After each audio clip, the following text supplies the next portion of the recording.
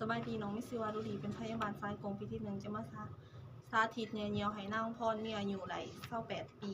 เพิ่นเขาห้องหมอเลย7 มื้อแล้วมีอาการเหี่ยวบ่ออกก่อนทราบประวัติคนเจ็บแล้วก่อนจะเข้าไปหาคนเจ็บจะมาสาธิตล้างมือหาขั้นตอน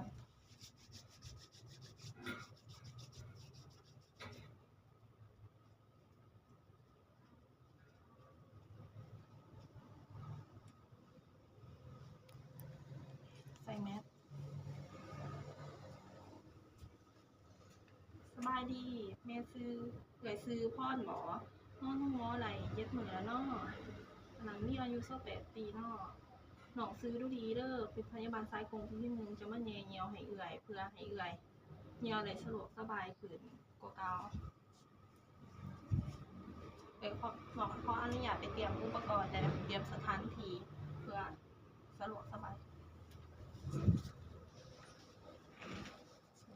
ปิดพัดลม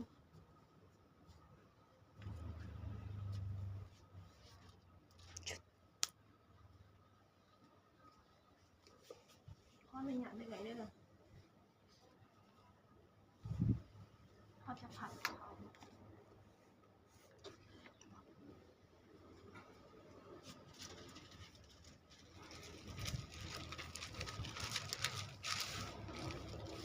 นุญาตได้เลย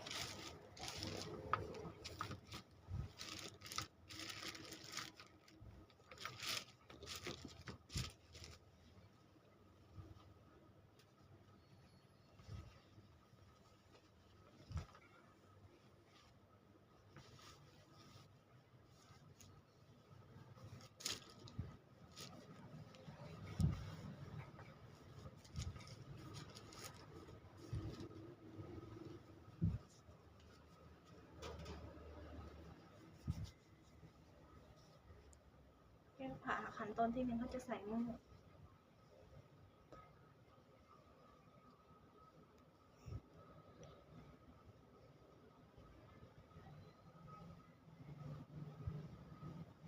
ขั้นตอนที่2เมนเขาจะใส่